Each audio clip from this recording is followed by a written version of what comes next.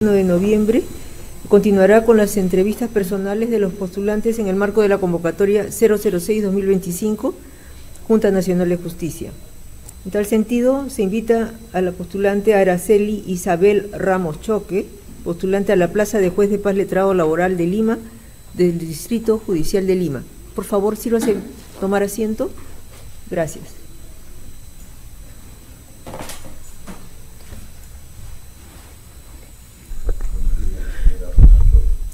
Buenos días, señor presidente. Buenos días, señores miembros de la Junta Nacional de Justicia. Aparece en nuestros registros que usted ha postulado en tres oportunidades anteriores. Sí. 17, 2 veces y 2018.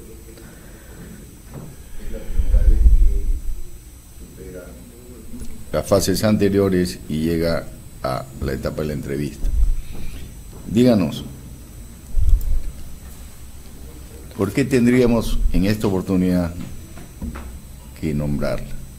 Bueno, sí, doctor, solamente una precisión. De esas 3 oportunidades que aparecen registradas, hay una en la que hay un desistimiento y hay 2 que en efecto sí no aprobé el examen de conocimientos, pero básicamente por una cuestión de gestión de tiempo. Estaba también cursando otros estudios y además el trabajo que no me permitía o no me daba yo el tiempo para poder, digamos, dedicarle, ¿no?, la debida atención para poder llegar a, como en esta etapa, como en este proceso, a la etapa de entrevista y tener la posibilidad de ser nombrada en aquella oportunidad. Bien. ¿Cuáles son las virtudes o condiciones personales, personalísimas, que debería tener, según su juicio, un magistrado? La corrección debería de ser un juez correcto, no solamente serlo, sino también en apariencia, ¿no? Integridad, independencia y la diligencia y la capacitación para estar preparado permanentemente, ¿no? ¿Le parece a usted que un magistrado debería poseer habilidades blandas? Sí, tiene que poseer habilidades blandas. ¿Usted cuáles posee? El trabajo en equipo, el manejo de las situaciones complicadas. Durante mi tiempo que he estado laborando en el Poder Judicial, que son ya casi 13 años, he estado frente a situaciones un poco complicadas, digamos, tanto en secretarías como el año pasado asumí desde el 2023 un juzgado con una sobrecarga procesal y además con, bueno, algunos temas internos dentro del juzgado, y he tenido que manejar inclusive conflictos, ¿no?, el manejo de conflictos y también el tema de, a veces el manejo del estrés que puede haber propiamente a la labor, ¿no?, sin que esto afecte la vida personal, ¿no? Bien, pero ¿qué habilidades blandas conoce? El trabajo en equipo, la gestión del personal, ¿no?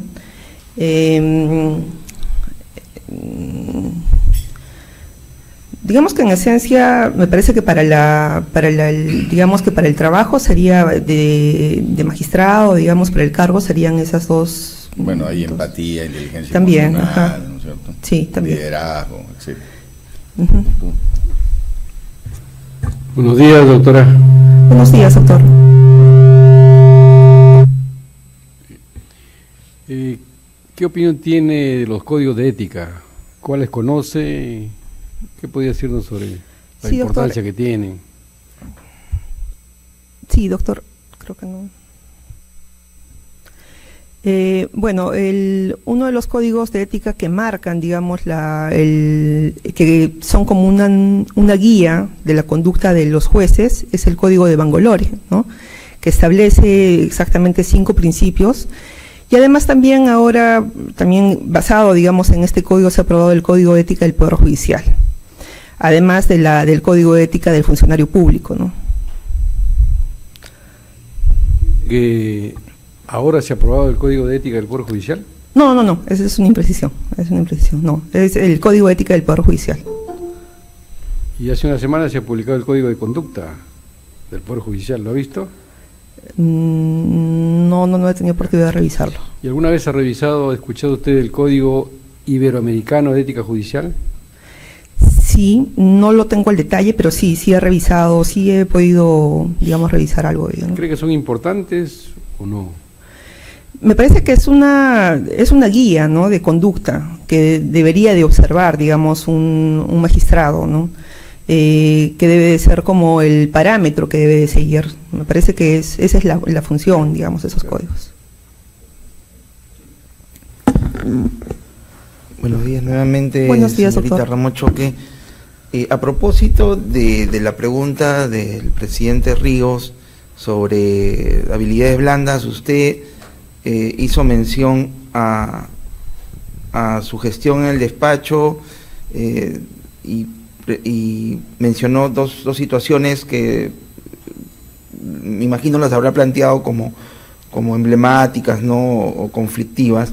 Hizo mención a una sobrecarga laboral, pero también dijo temas internos, ¿no? No especificado. En todo caso, a mí me gustaría saber cuáles son esos temas internos y cómo los resolvió. Sí, doctor. Básicamente era el tema con el atraso de una secretaría. Pasa que estos juzgados funcionan con 3 secretarios que conocen la calificación, trámite y ejecución, y en el juzgado en el que yo me desempeñaba, con un asistente de juez y un asistente proyectista, ¿no?, que ayudaba en la proyección de las sentencias y algunas otras resoluciones. Una de estas secretarías tenía una sobrecarga que, para la fecha que yo asumí, que fue en noviembre del 2023, llegué a advertir expedientes que estaban atrasados desde el 2020 y que no tenían ningún tipo de impulso. Entonces, no solamente era sobrecarga, sino también subcarga, ¿no? Entonces, no digamos que eso perjudicaba, digamos, al juzgado, porque no se sabía la realidad de este juzgado. Eso eran expedientes que estaban paralizados, que no tenían ningún tipo de impulso, que estaban pendientes de que se emita una resolución. Bueno, cuando yo asumí el despacho, lo primero que hice fue reunirme, digamos, con todo el personal y explicarles cuál era mi metodología de trabajo, qué esperaba yo de ellos y a qué me comprometía yo, ¿no? Y cuál era, digamos, la situación y qué exigía de todos nosotros, que en ese momento exigía redoblar esfuerzos y trabajar realmente bastante con disciplina, ¿no?, y con rigurosidad para la emisión de las resoluciones. Sin embargo, había justamente esta secretaría, intenté en reiteradas oportunidades, ¿no?, de que por el diálogo se llevara a cabo, pero luego no se pudo y tuve que hacer planes de trabajo a la secretaria que estaba a cargo, ¿no?, para, digamos, bajar o poder dar pronunciamiento a estos 70 expedientes que estaban paralizados desde el 2020.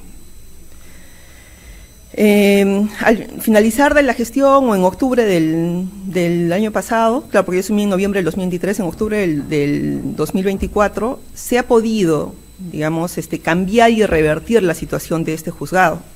Era el juzgado que tenía la mayor carga y ha sido el juzgado, yo he dejado el juzgado como uno de los juzgados que tenía la más alta productividad y con una carga procesal baja, digamos, ¿no?, ordenando esa secretaría. Mi labor, o digamos la forma como he tenido yo que manejar esa situación, ha sido también poniendo un poco el ejemplo, ¿no? Yo les decía desde que asumí, yo asumía los expedientes mucho más complicados, digamos, de todo el juzgado, pero también veían, creo yo, una correcta conducción en el juzgado, ¿no?, en el tema de horarios y en el tema del trabajo que hacía, ¿no? Facilitaba, digamos, el trabajo en conjunto con las secretarias porque les proporcionaba los medios para que puedan realizar el trabajo, ¿no? Inclusive les explicaba cuál era el criterio y cuáles eran las directrices que había que hacer para proyectar las resoluciones, ¿no? Conforme, gracias por su respuesta. Ha hecho mención a expedientes con retraso del 2020, cuando usted asumió el juzgado, ¿no? Me está hablando de un juzgado, sí, ¿no?, el 2023, ¿no? Y ha enfocado su respuesta, debo entenderlo, desde el punto de vista del trabajo en equipo, del liderazgo, pero en estos retrasos de 70 expedientes no encontró ninguna cuestión irregular, pasible de ser denunciada como dentro del marco de de una queja? Sí, doctor. ¿Qué hizo en ese caso? Sí, dada la cantidad de expedientes, puse en conocimiento del órgano de control.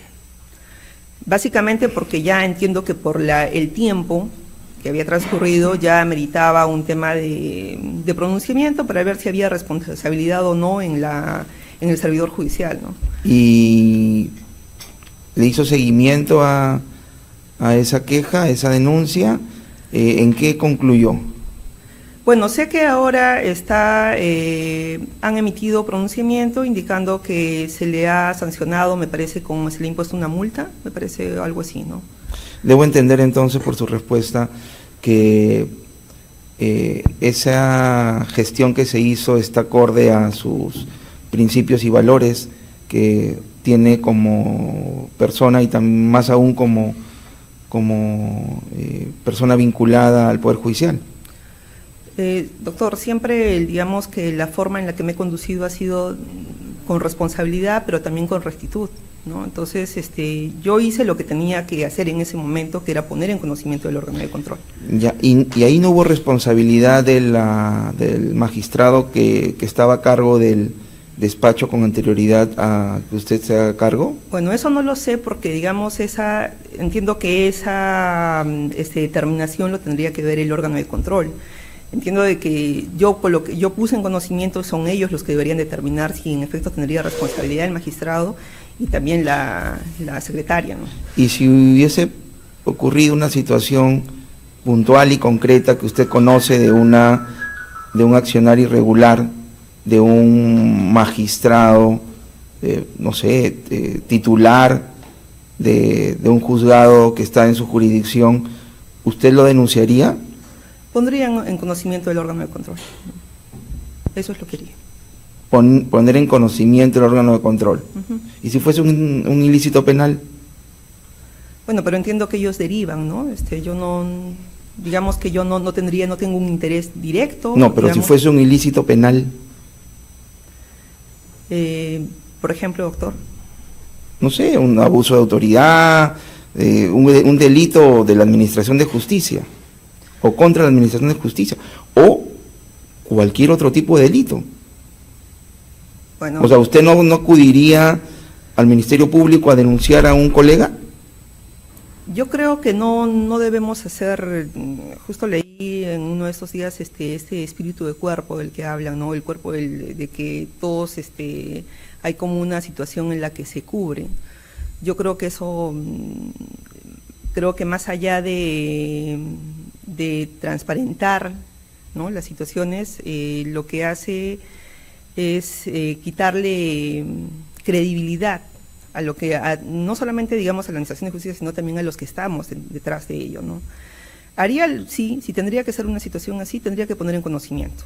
Lo he hecho ya, digamos, en una instancia administrativa, poniendo en conocimiento del órgano de control, pero si hay una situación que amerite, no tendría otra situación que, digamos, poner en conocimiento de las autoridades que corresponden. Muchas gracias por su respuesta. Está bien, doctor. Señor presidente, por intermedio, señorita Ramos Choque Araceli. Buenos días, doctor. Buenos días, ¿cómo está? Veo que usted tiene una maestría en Derecho Constitucional. ¿Concluida o ya con grado de maestra? No, doctor, está concluida y estoy ya he presentado el proyecto de tesis y todavía estoy digamos... Pero ya está concluida. Sí. Muy bien.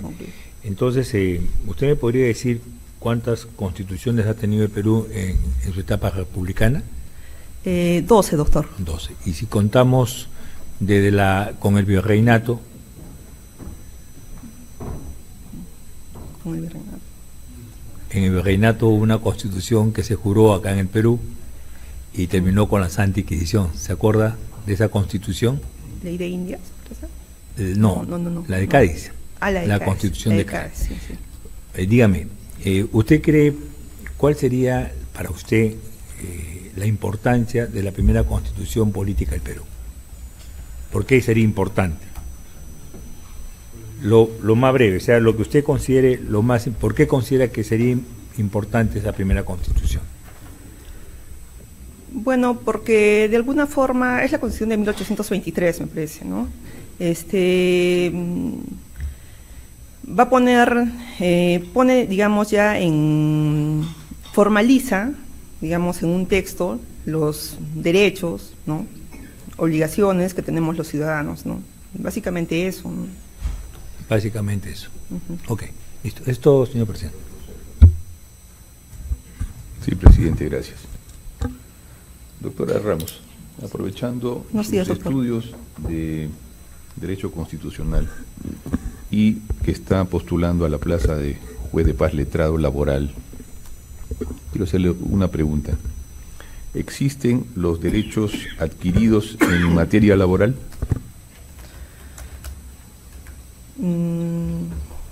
Bueno, hay algunos derechos que forman parte ya del patrimonio, digamos, del trabajador, ¿no? Por ejemplo, digamos, en un tema de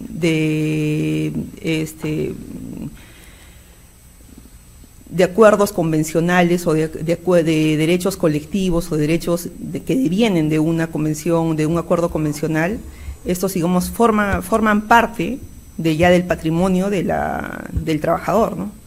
Se incorporan al contrato de trabajo. Sí. Pero le planteo la pregunta de otra manera. Sí.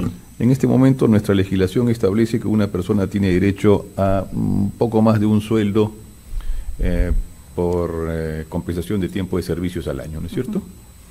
¿Qué sucedería si por una norma posterior se modifica el 650, que es la norma que crea esto, y se establece que la compensación pasa a ser de medio sueldo?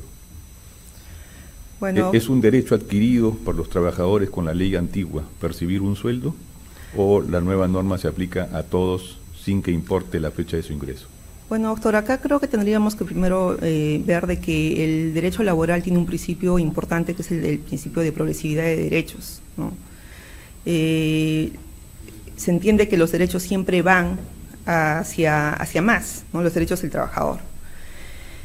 Me parece que acá es un tema ya de remuneraciones, ¿no? Distinto sería, por ejemplo, el caso que también estaba un poco revisando, de que entre en conflicto con un tema de productividad en sí del país, que impacte inclusive con el tema de informalidad, que es el tema de los feriados públicos, que inclusive hay proyectos, ¿no?, que tienden a disponer de que estos sean reducidos de 16 a 12 por el tema de la baja productividad que tiene, digamos, el país, ¿no? Ya, tomemos el ejemplo que usted está planteando para no usar el mío. Si una norma posterior establece que ya no van a ser 16 feriados, sino 12, como eran antes, ahí podría decirme un trabajador: yo tengo derecho a los 16 porque durante mi contrato de trabajo se dictaron estas normas y ya es un derecho adquirido. No, doctor, entra acá en conflicto el tema, como le digo, del tema de productividad. Digamos, hay un peso, definitivamente el legislador, cuando entiendo ha emitido esta normativa, ha tenido, entiendo que ha sido un tema de ver el descanso del trabajador, pero también ha dejado de lado, ha soslayado el tema de la productividad y de la incidencia que tiene en la formalidad, porque es un sobrecosto laboral, ¿no? Ok, doctora, gracias. Listo, gracias. Doctora, buenos días. Buenos días, doctor.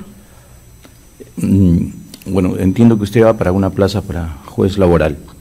En su labor jurisdiccional, y atendiendo al principio tuitivo del derecho laboral y a otro principio rector plasmado en la Constitución de juez imparcial, ¿cómo comulgan estos dos principios sin que se afecte la igualdad que las partes deben tener ante el juzgador? Bien, doctor, en el derecho laboral partimos de la premisa que estamos en una desigualdad entre las partes, entre el empleador y el trabajador. Precisamente la nueva ley procesal de trabajo establece un principio, que es el principio del juez director del proceso, ¿no?, que le permite, digamos, intervenir para romper esa desigualdad, pero sin que ello afecte el derecho de defensa de la otra parte, ¿no? En este sentido va el tema, por ejemplo, o el principio de favorecimiento del proceso, del fondo sobre la forma, el proceso laboral es finalista, no formalista, ¿no? Entonces hay que equiparar, el juez como director del proceso tiene que equiparar, pero sin caer en el extremo de vulnerar el derecho de defensa de la contraparte. Gracias, presidente, es todo. Eso es todo, señora. Gracias. Listo, gracias. Buen día.